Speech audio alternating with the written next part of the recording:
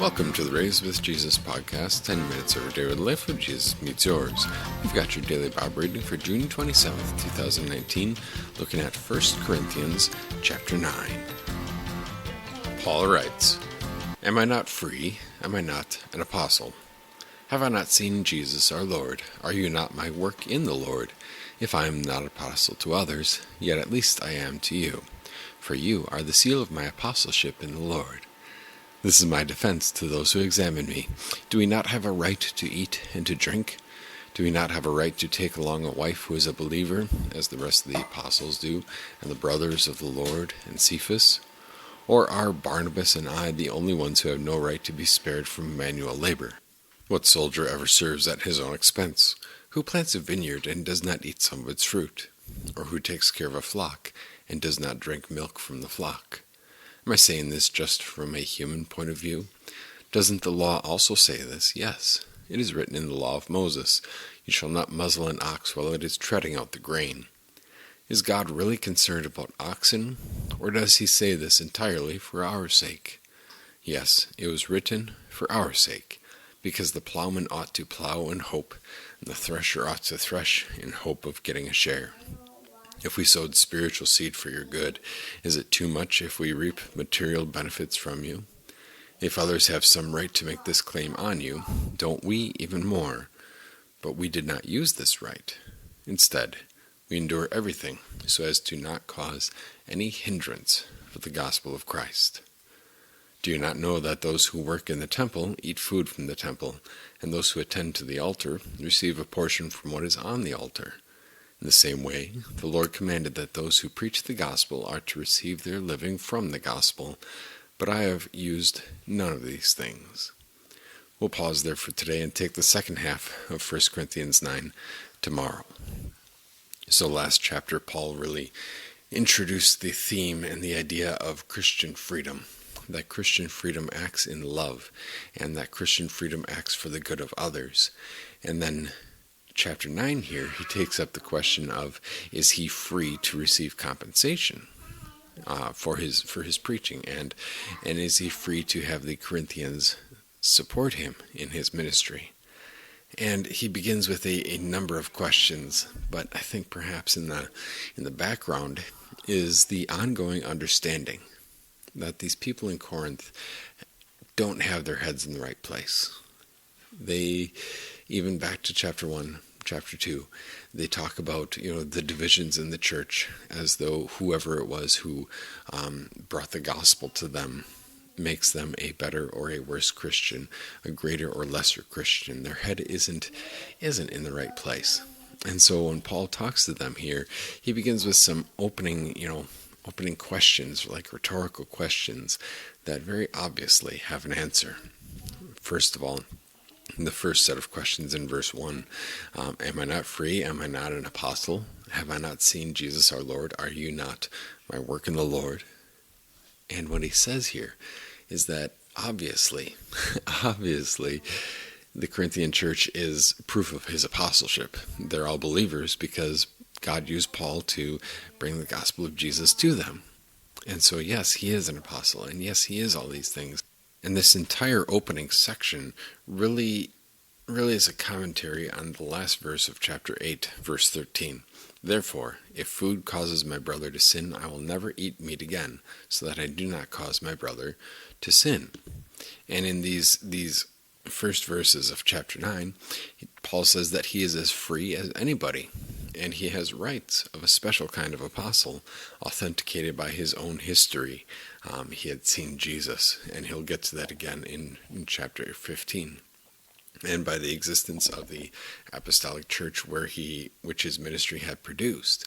And so Paul says, yes, he is free, and he is free to do something or not do something. But before we talk about freedom in this regard, we have to first talk about the rights of this apostle whom God has committed into the holy ministry, and this apostle who has the right to support from the congregation. And Paul demonstrates that right based on some occupations in ordinary life. Consider verse 7 when Paul says this. What soldier ever serves at his own expense? Who plants a vineyard and does not eat some of its fruit? Or who takes care of a flock and does not drink milk from the flock? 3 different and separate examples of how people in everyday life and everyday occupations are supported from the occupation that they undertake, and not just from drawing a paycheck from it, but that, the soldier is compensated for his time. He's not doing it just because he has nothing better to do. The person who is dressing the vines has a palate for wine, and he enjoys some of that. And the person who is tending a flock makes sure, has some of the milk from the flock. Paul is saying this is normal, everyday kind of stuff. This should make sense. But verse 8, am I saying this just from a human point of view? Not just from a human point of view, but, oh, by the way, God said this: you shall not muzzle an ox while it is treading out the grain. God doesn't care that much about an ox, Paul is saying. But he does care about his ministers, that those who be serving in capacity would receive their living from that capacity. Paul says it was written for our hope. But overall, verse 12, if others have some right to make this claim on you, don't we have even more? But we did not use this right. Instead, we endure everything, so as to not cause any hindrance for the gospel of Christ. And he comes around to that same idea of freedom that we just talked about in the last chapter, that we use our freedom in such a way that we don't put up stumbling blocks in front of others, and we do all we can to speak to our freedom, to act in a way that reinforces the freedom that we have, and to use our freedom so that we don't cause others to fall into sin or to stumble in their faith. And so Paul says, oh, by the way, let's talk about this in a religious context. Do you not know that those who do the work in the temple eat food from the temple, and those who attend to the altar receive a portion of what is on the altar? And Paul had often compared his ministry to the priestly work of sharing the gospel of Christ, especially in 2 Corinthians. We'll see that even more clearly around chapter 3 or 4, I believe.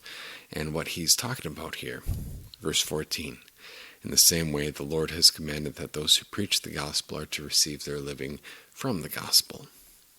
And so Paul says, when we talk about Christian freedom, that he is demonstrating his use of Christian freedom for them. Because it's in context of chapter 8 and chapter 9, chapter 10. It's like a unit together.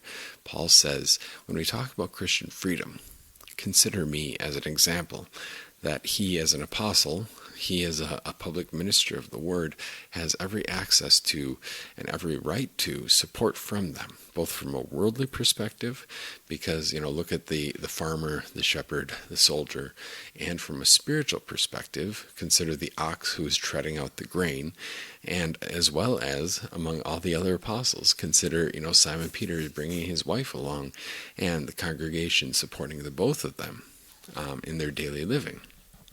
And Paul says, in Christian freedom, he had chosen to refrain from receiving some compensation from the congregation. Instead, he and Barnabas worked manual labor. Paul was a tent maker by trade. Now, did he have the right to support from the congregation? Absolutely. And even though his example is very fine, the point that he's making is that Christian freedom is used in service to others. So even though he has the right, he has also the freedom to refrain from drawing a paycheck from the congregation. So with all that in mind, and it gets a little bit more in depth, and he takes a slightly different direction in tomorrow's Bible reading. But with all that in mind, what are we to learn from this? Well, first of all, that all of us have been called into the same ministry. We have been called to serve as priests and God's chosen people. We have called to glorify God in what we do and what we say, and to those to whom we say it.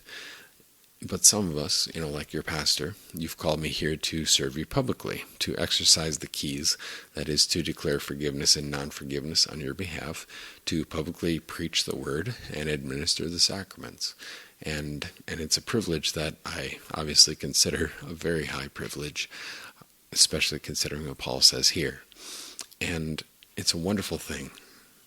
And the fellowship of God's church is encouraged all around when a pastor serves faithfully and the congregation supports faithfully, so that the pastor, and this has been the case everywhere I've served, and here at Resurrection no less, when the church in such love and care supports their pastor, that really frees up the mind and the heart to serve wholeheartedly in every way. And it really makes the ministry a joy. Not that it wouldn't be a joy otherwise, but I guess all I have to say is thank you. Thank you for your service to the Lord as you serve me. And may my service to the Lord as I serve you continue to be a blessing to both of us. You can find us Sunday mornings, 9 a.m. at 2250 South Holland Savannah Road in Maumee. You could also find us Wednesday evenings at 7 p.m. or check us out on YouTube. Just search for Resurrection Maumee. God bless your day.